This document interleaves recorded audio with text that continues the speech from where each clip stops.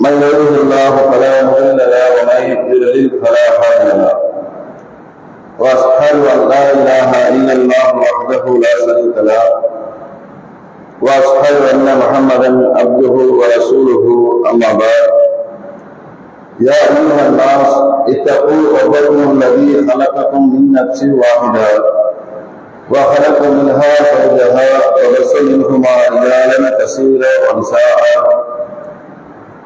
واتقوا الله الذي تساءلون به والارحام ان الله كان عليكم رقيبا يا ايها الذين امنوا اتقوا الله وقولوا قولا سديدا يصلح لكم اعمالكم ويغفر لكم ذنوبكم ومن يطع الله ورسوله فقد فاز فوزا عظيما يا ايها الذين امنوا اتقوا الله حق تقاته ولا تموتن الا وانتم مسلمون اللهم صل على محمد وعلى ال محمد كما صليت على ابراهيم وعلى ال ابراهيم انك حميد مجيد اللهم بارك على محمد وعلى ال محمد كما باركت على ابراهيم وعلى ال ابراهيم انك حميد مجيد எல்லா புகழும் அல்லாஹ் ஒருவருக்கு உரித்தாகட்டுமாக.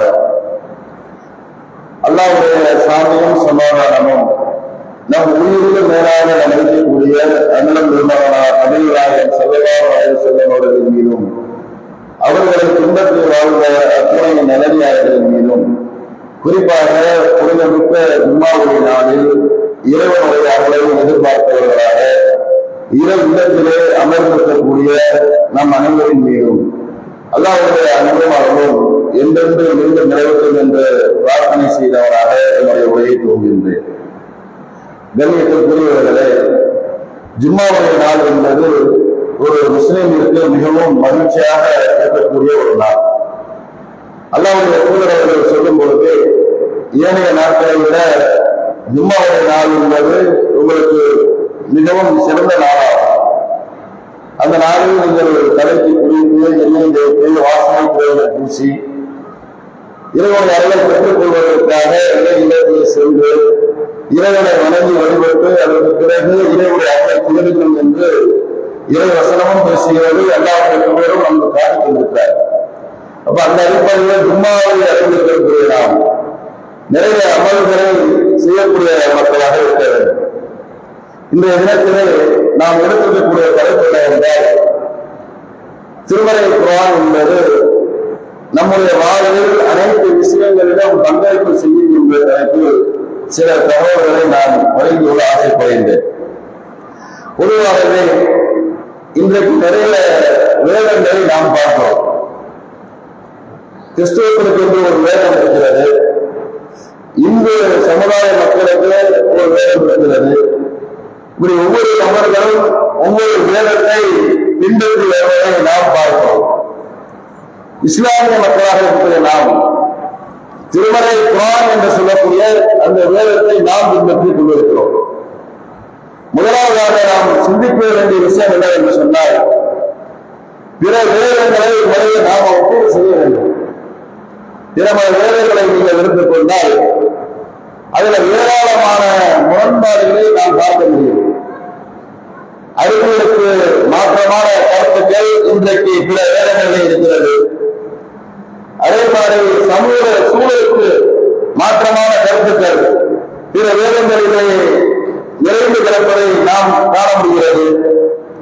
இன்னும் ஒருவரை நேரத்தை சொல்ல வேண்டும் என்று சொன்னால், ஆபாச கருத்துக்களை இருக்கக்கூடியதை கூட அவர்கள் வேதம் என்று பின்பற்றக்கூடிய காட்சிகளை நாம் பார்க்கிறோம். ஆபாச காட்சிகள் இருக்கிறது, ஆபாச கருத்துக்கள் நிறைந்து இருக்கிறது, அறிவுகளுக்கு மாற்றமான சூழல் இருக்கிறது, சமநிலைக்கு சமூக சூழ்நிலைக்கு மாற்றமான கருத்துக்கள் இருக்கிறது. அதே போன்று பார்க்கணும் என்று சொன்னால் சமநிலையை தவறக்கூடிய நிலையில் சில வேதங்களை பார்க்கிறோம்.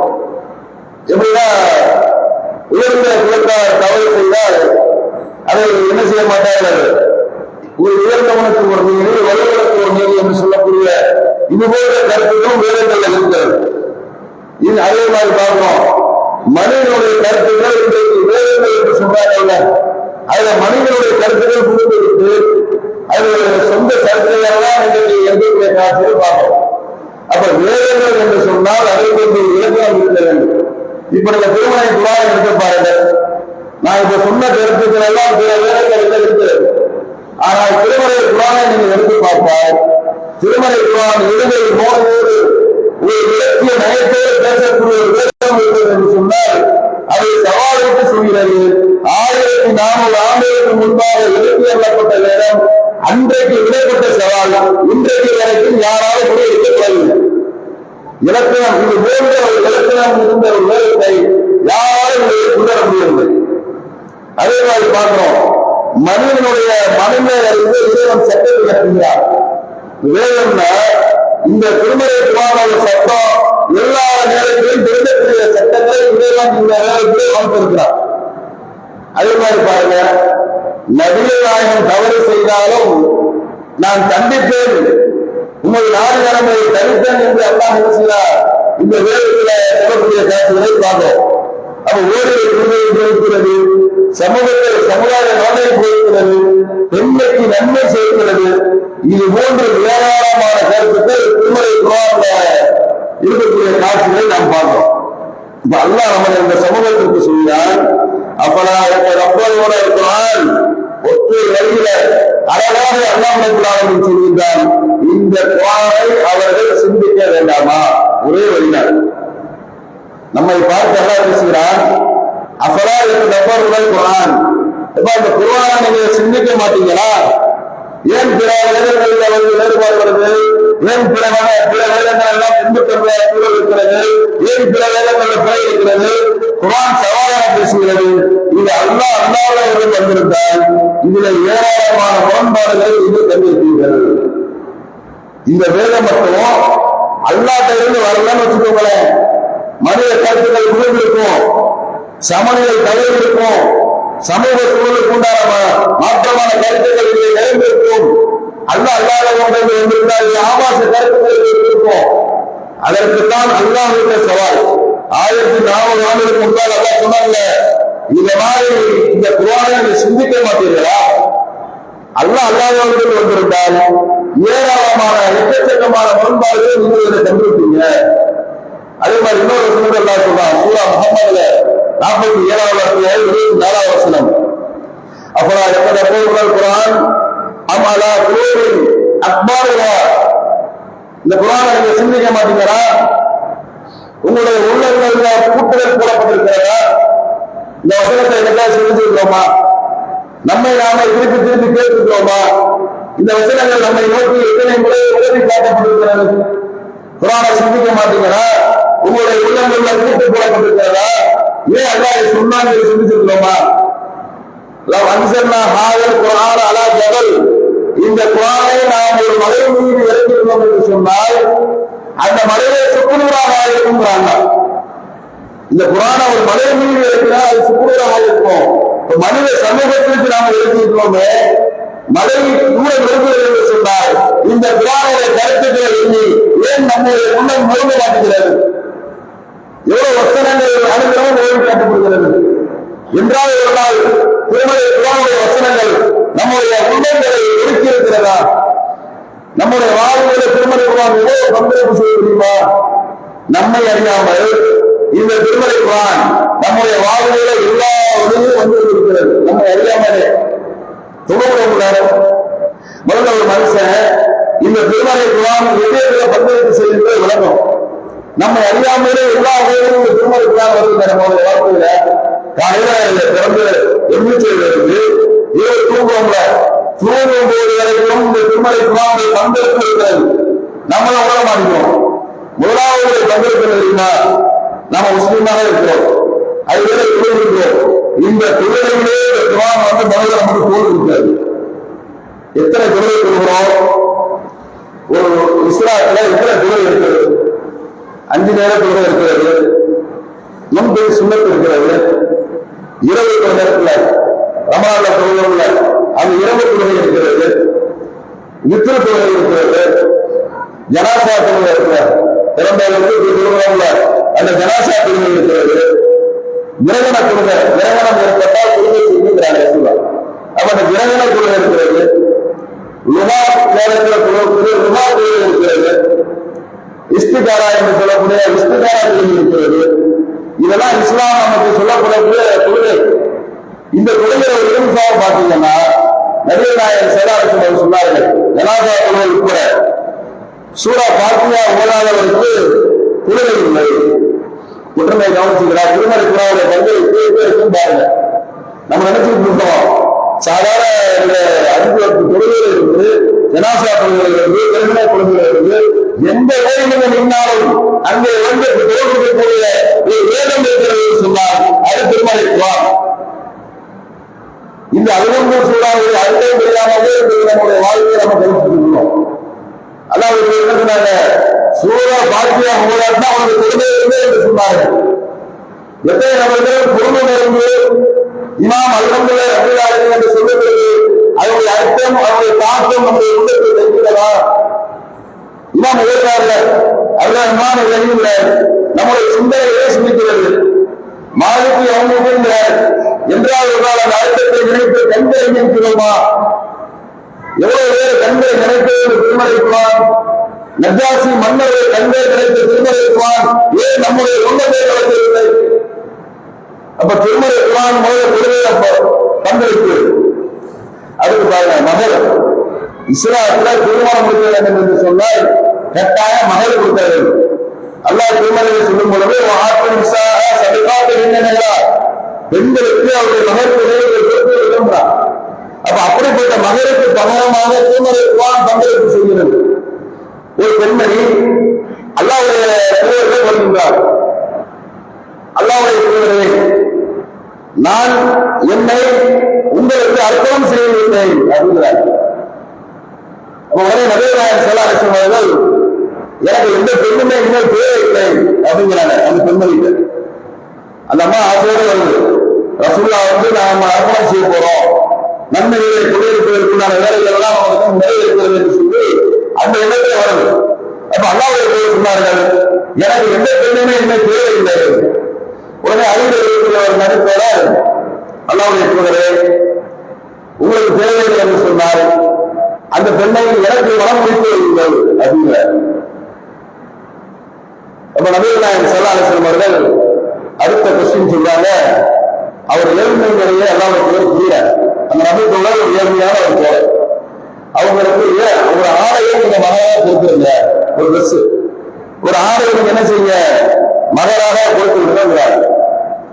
அப்ப அவர் அல்லாஹ்வுடைய தூதர்கிட்ட யார் சொல்லலாம், ஆடை இருக்கக்கூடிய அளவுக்கு இல்ல வசதி யாருக்கும் இல்லை. திரும்ப அல்லாஹ்வுடைய தூதர் சொன்னார்கள், எதையாவது கொடுப்பா, ஒன்று இருக்கக்கூடிய ஐட்டத்துல அல்ல பொருட்கள்ல ஏதாவது ஒரு பொருளை கொடுத்து நீங்க என்ன செய்ய அந்த அம்மாவை வளம் முடிச்சுக்கோங்க. யார் சொல்ல எதுவுமே இல்லை. அல்லாஹ்வுடைய தூதர் அடுத்த சொன்னார்கள், ஒரு இரும்பு மோதிரம் ஒன்று இல்லையா, ஒரு இரும்பு மோதிரத்தை அந்த பெண்ணையிடம் நீ மகனாக கொடுத்த அந்த பெண்ணை நீ மறந்து என்று அல்லாஹ்வுடைய சொல்லும் பொழுது அந்த நபித்தோழர் அழ ஆரம்பித்து வருகிறார். ஆடை இல்லை, வீட்டில் விளையாட்டு என்று சொல்கிறார், அதுவும் இல்லை. ஒரு இரும்பு மோதிரத்தை நீ மகனாக கொடுத்தது என்று அல்லாஹ்வுடைய சொல்லும் போது அல்லாஹ்வுடைய இதற்கு கூட நாம் வாய் பக்கத்தவனாக இருக்கிறேன் என்று சொல்லிவிட்டு அல்லாஹ்வுடைய அடுத்ததாக சொல்கிறார்கள். அடுத்து மகன் ஆப்ஷன் பாருங்க, திருக்குர்ஆன்ல உனக்கு என்னென்னது அத்தியாயங்கள் மனப்பாடமாக இருக்கிறது. கடைசி எல்லாம் எங்க வராங்க பாத்தீங்களா, திருக்குர்ஆன் எங்க வந்து நமக்கு தோல் கொடுக்குதுன்னு பாத்தீங்களா, தொழிலை மட்டும் தோல் கொடுக்கல, நம்முடைய வாழ்க்கையில உங்களுக்கு மனம் இருக்கும் பொழுது மகள் கூட இல்லை என்று சொன்னால் அல்லாஹ்வுடைய சொன்னார்கள், மனிதர்களுக்கு உனக்கு என்னென்ன அத்தியாயம் தெரியும் என்று கேட்டார்கள். அவர் சொன்னார், யார் சொல்லலாம் இன்னென்ன அத்தியாயங்கள் எனக்கு தெரியும் என்று சொல்லும் பொழுது இதை நீ மகளாக கொடுத்த அந்த பெண்ணை நீ மனம் எடுத்துக் கொள் என்று சொன்னார்கள்.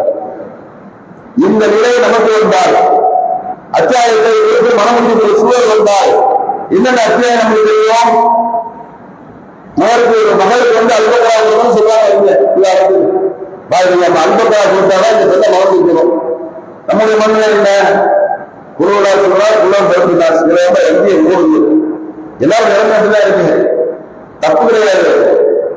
நம்முடைய நிலைமை நம்முடைய மனதை சொல்றேன். திருமணம் இந்த இடத்துல வருது, அதே மாதிரி பார்க்கிறோம். தொழுகையில தோல் கொடுக்குது, மகன் இல்லாத அங்க வந்து திருமணம் நிற்குது, ஒண்ணுமே இல்லை. மனுஷன் தூங்க போறான், காலையில இருந்து ஓடி ஆடி கலைத்து இறுதியாக மனிதன் சரணடைக்கு இறங்குது. வீட்டுல இருந்தா சரணடையணும். அப்ப வீட்டுல தூங்கும் போது அல்லாஹ்வுடைய தூங்குவதற்கு முன்பாக இந்த குர்ஆன் வசனத்தை நம்மோடு பேசுறாங்க. இங்க வந்து கொடுக்குறாங்க பாருங்க. ஒருவர் தூங்க சென்றால் அல் பக்ராவுடைய இறுதி 2 வசனங்களை ஓதிக் கொள்ளுங்கள். இந்த 2மே அவருக்கு போதுமானதாகும். இதெல்லாம் தெரியும். 100 தடவை கேட்டுட்டீங்க. நேற்றாக இல்ல, வாழ்க்கையை நடைமுறைப்படுத்துகிறோமா? இதே இதே எனக்கு பல அறிஞர்கள் பேசியிருப்பார்கள். இது இந்த செய்தி இல்லாதவர்கள் யாருமே இல்லை. அல் பக்ராவுடைய 2 வசனத்தை தூங்குவதற்கு முன்னால் நீங்கள் ஓட வேண்டும் என்று அல்லாஹ்வுக்கு நமக்கு கட்டளையிட்டிருக்கிறார்கள். ஆமன ரசூலே பிமா உன்சில இலைஹி அரபில. இதை மனனம் செய்தவர்கள் எத்தனை பேர் தூக்கத்துக்கு முன்னால் இதை ஓடுவதில்லை. அல்லாஹ்வுடைய அந்த குர்ஆனுடைய தூக்கத்திலேயும் நம்முடைய குர்ஆன் வந்து பங்களிப்பு செய்து.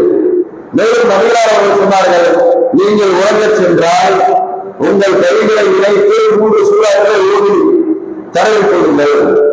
குல் ஹுவல்லாஹ், குல் அஊது பிறப்பில் ஃபலக், குல் அஊது பிறப்பின் நாஸ். இந்த 3 சூறாக்களை என்ன செய்யணுமா? நேரே தரவிக் கொள்ளுங்கள். அல்லாஹ்வுடைய தலையில் ஆரம்பித்து உடல் பகுதியில ஒரு பகுதியில தரவி கைகளை தரவிக் கொள்வார்கள்.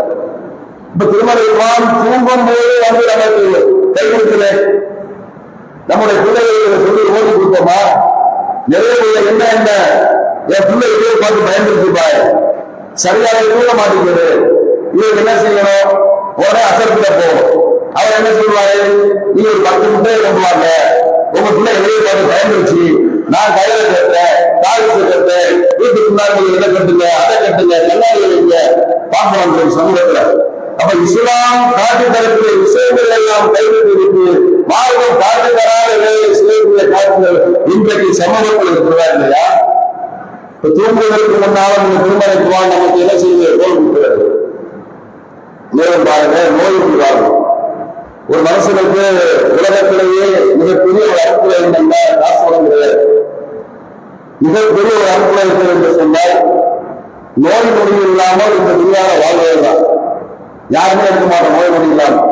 ஏதாவது ஒரு சுகரு, ஒரு நம்பி வரி, ஏதாவது நம்ம இன்றைக்கு என்ன செய்யுது போய் வாழ்க்கை இறக்கிறது. எவ்வளவு வித்தியாசமா நோயை கொண்டு வரும். அப்ப ஆரோக்கியங்கிறதுதான் மிகப்பெரிய ஒரு அடிப்படை. அந்த ஆரோக்கியமான விஷயத்தையும் இஸ்லாம் நோய்வாய்ப்படுத்தியா அங்கேயும் திருமலை குர்ஆன் பங்களிப்பு செய்யும் என்று அல்லாஹ் சொன்னார். நபிகள் நாயகம் ஸல்லல்லாஹு அலைஹி வஸல்லம் அவர்கள் நோய்வாய்ப்பட்டால் என்ன செய்வார்கள் தெரியுமா? இறுதி கட்டத்தில் அல்லாஹ்வுடைய குர்ஆன் கடுமையான வேதனையை அனுபவித்துக் கொண்டிருக்கிறார்கள். ஆயிஷா ரலியல்லாஹு அவங்க பார்க்கிறாங்க. வேதனையை பார்த்து அல்லாஹ்வுடைய மனைவியால் தாங்க முடியவில்லை. ஆயிஷா ரலியல்லாஹு அவங்க என்ன செஞ்சாங்க தெரியுமா? சொல்றாங்க, குல்லாவு பிறப்பு ஃபலக் ஓடுறாங்க, குல்லாவு பிறப்புன்னா சொல்றாங்க. இந்த 3ஐயும் ஓடி அல்லாஹ்வுடைய கை இருக்கிற அந்த கையை எடுத்து அல்லாஹ்வுடைய கையை ஊடி மேல இருந்து அப்படி என்ன செய்றாங்க? தடவி உள்ளார்கள் என்று சொல்லக்கூடிய செய்திகளை தான் நம்ம பார்க்கணும். அப்ப நோய்வாய்ப்பட்டாலும் இந்த திருமலை குர்ஆன் அங்கே வந்து பங்களிப்பு செய்கிறது. மேலும் பார்க்கிறோம், பிரார்த்தனைகள் என்பது மிக முக்கியம். இந்த பிரார்த்தனைகளும் திருமலை குர்ஆன் இருக்கு. ஒரு பாவ மன்னிப்பு தெரியுங்கல்ல, அந்த பாவ மன்னிப்பு துஆவுல கூட திருமலை குர்ஆன் அங்கேதான் இருக்கு.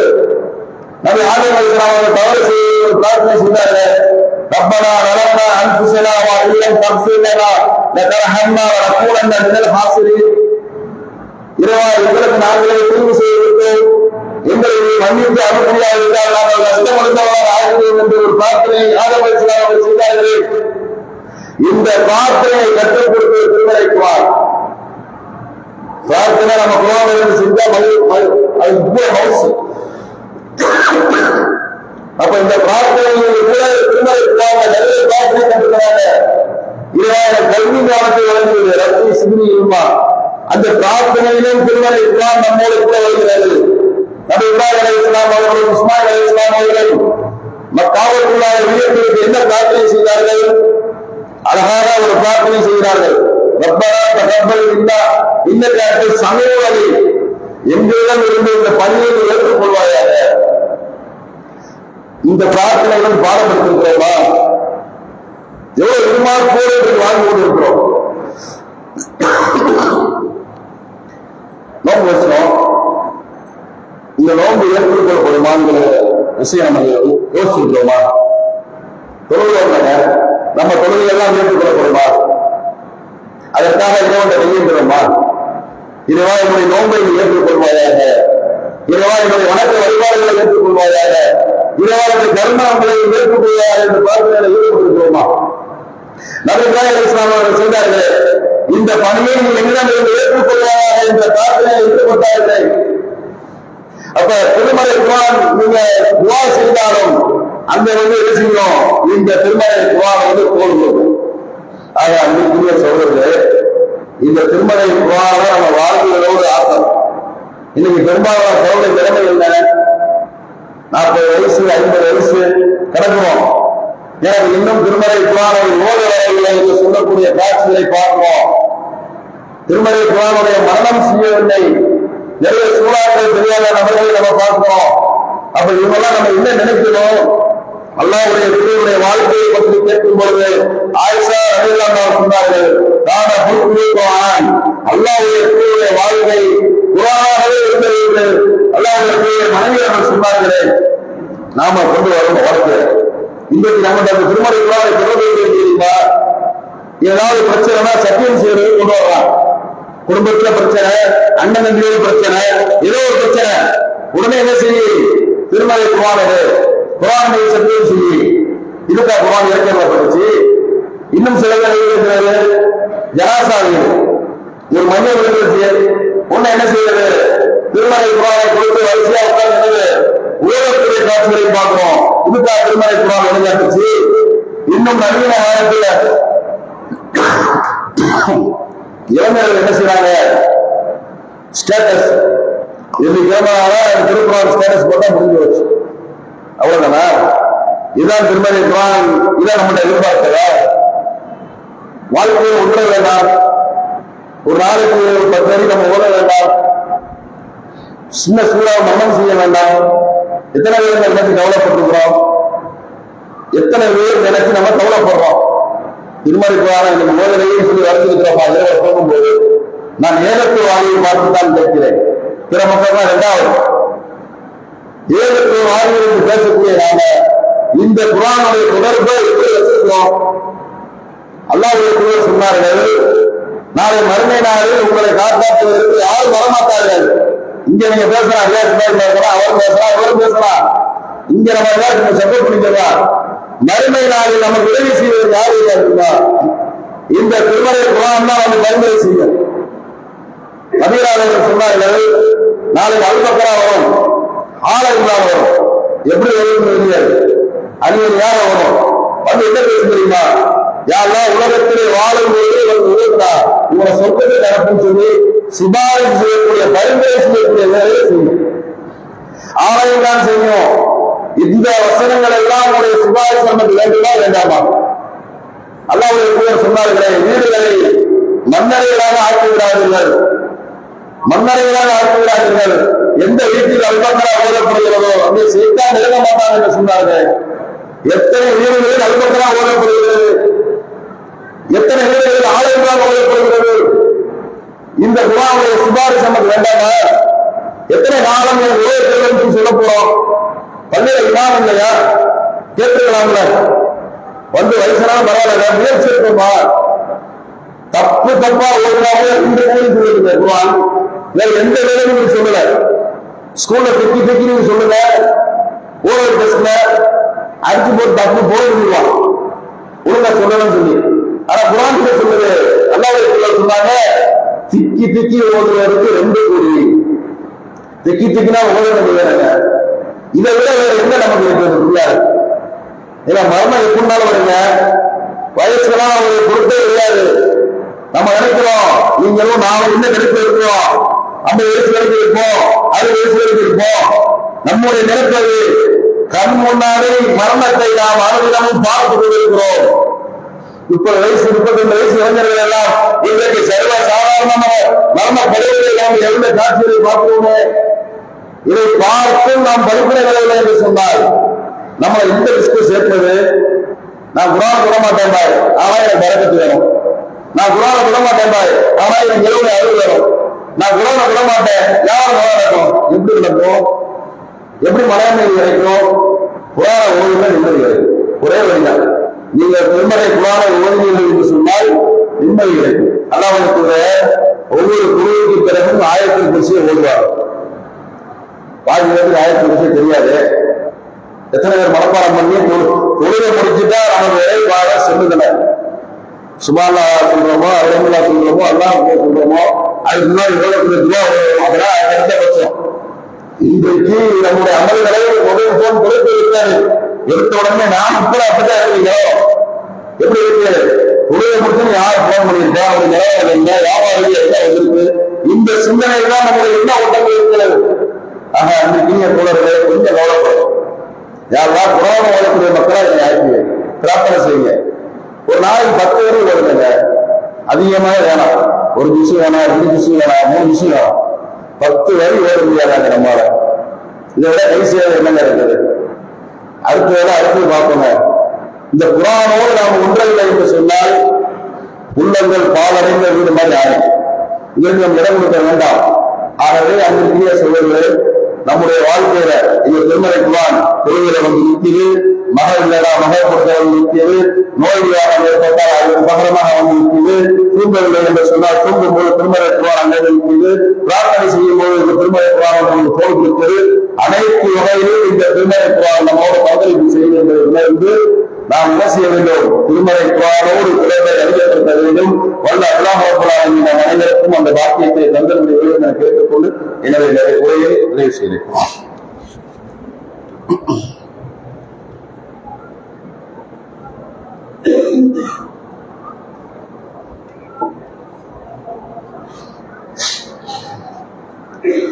கண்ணியத்திற்குரிய எல்லாம் உள்ள அல்லாஹ்வுடைய அடியார்களே, அல்லாஹ்வுடைய மகத்தான பெருமையினால் புனிதமிக்க ரமலான் மாதத்தை கலைந்து சவ்வால் மாதத்துல இருக்கிறோம். நம்ம பொதுவாகவே ரமலான் மாதம் நமக்கு ஒரு மிகப்பெரிய ஒரு படிப்பனையை விட்டு சென்றது. ரமலான்ல அதிகமான விவாதங்களை கொடுத்தோம். ரமலான்ல அதிகமான தொடர்பு இருந்தோம். பகுதியோடு ரமலான்ல அதிகமான குர்ஆன் வசனங்களை மன்னன் செய்தோம், பாவமன்னிப்பு கேட்டோம், தர்மங்கள் செய்தோம். அதிகமான படிப்பனைகள் இந்த ரமலான் மாசத்துல பெற்றிருக்கிறோம். ஆனா ரமலான் கடந்து ஒரு 10 நாள் 15 நாள் ஆகும். ஒரு 10 நாளுக்குள்ள அந்த சார்ஜுக்குலாம் என்ன ஆயிடுச்சு? ரமலான்ல பெற்றது ஒரு வருஷத்துக்கு தாங்கும் பார்த்தா இல்ல, அதெல்லாம் தாங்காது. ஒரு வாரத்தில் முடிஞ்சிருக்கிற மாதிரி நிறையாகி பள்ளிகள் எல்லாம் காலியான சூழல் பரவலாக இல்லை. நம்ம பள்ளி மட்டும் இல்ல, எல்லா பள்ளியோட நிலைமையும் இதுதான். ரமலான்ல பார்த்தா சுமூகத்துக்கு ஃபுல்லா இருக்கும். இன்றைக்கு சுமூக இருக்காங்க. நீங்களே சொல்லுங்க, ரமலானோட இங்க இருந்து கடைசி வரைக்கும் செப்பு போச்சு. ரமலானோட அப்புறம் அவங்க இல்ல இருந்தாங்களா இல்லையா, இந்த ஊரோட காலேஜ் போயிட்டாங்களா, அல்லது ரமலான் முடிஞ்சு சுமூகத்துல கிடையாதா நினைச்சுட்டாங்க. அப்ப கொடுமையான மாதிரி குழந்தைகள் பிற ஈடுபாடுகள் வாழ்விடம் அல்லாஹ் திருமலை குரான் சொல்றான், யா அய்யுல்லதீன ஆமனூ லா துல்ஹிகும் அம்வாலுக்கும் வலா அவுலாதுக்கும் அன் திக்ரில்லாஹ். அருமையான வசனம். ஈமான் கொண்டவர்களே, உங்களுடைய மக்கள் செல்வமும் பொருள் செல்வமும் இறைவனை வழங்குவதை விட்டு உங்களை திசை திரும்பிவிட வேண்டாம். ஒரே வசனமா இதை ஒண்ணு நீங்க சொல்லிட்டே இருக்கிறேன். உங்களுடைய மக்கள் செல்வமும் உங்களுடைய பொருள் செல்வமும், அதாவது உங்களுடைய பிள்ளைகளோ உங்களுடைய பொருளாதாரமும் என்ன செய்யக்கூடாது? அல்லாஹ்வை நினைவு கொள்வதை விட்டு உங்களை திசை திரும்பிவிட வேண்டாம் என்று அல்லாஹ் சொல்கிறார். அப்ப இந்த வசனத்திற்கு நம்ம விட்டு உயிரோட்டம் கொடுப்பது, சகாபாக்களுக்கு உயிரோட்டம் கொடுப்பார்கள். அப்ப நம்ம உயிரோட்டம் கொடுக்க வேண்டும் என்று சொன்னால் பொருளாதாரத்தை சம்பாதிக்க தேருங்க, தொழில்கள் செய்வதெல்லாம் செய்ய. அதே மாதிரி மார்க்கத்திற்கும் சொல்லி ஒரு குறைந்த நேரத்தை நாம் ஒதுக்கி நல்ல அமல்களில் ஈடுபட்டோம் என்று சொன்னால் மட்டும்தான் சொர்க்கத்தை அடைய முடியும். இல்லை என்று சொன்னால் மறுமையில நம்முடைய நிலைமை கை சேதமாக ஆகிவிடும் என்பதை உணர்ந்து இறைவனை நினைவு கூறுவோம். அந்த நினைவு கூறுதல் மக்கள் செல்வமோ பொருள் செல்வமோ கருத்துல கூடாது. நம் அனைவருக்கும் இறுதி வரை இந்த கொள்கையிலே இருந்து இந்த கொள்கையிலேயே வர்ணிக்கக்கூடிய பாக்கியத்தை நம் அனைவருக்கும் தந்தக்கூடிய வேண்டும் என கேட்டுக்கொண்டு இந்த ஜும்மாவை நிறைவு செய்கிறேன். அல்ஹம்துலில்லாஹி ரப்பில் ஆலமீன். அஸ்ஸலாமு அலைக்கும் வரஹ்மத்துல்லாஹ்.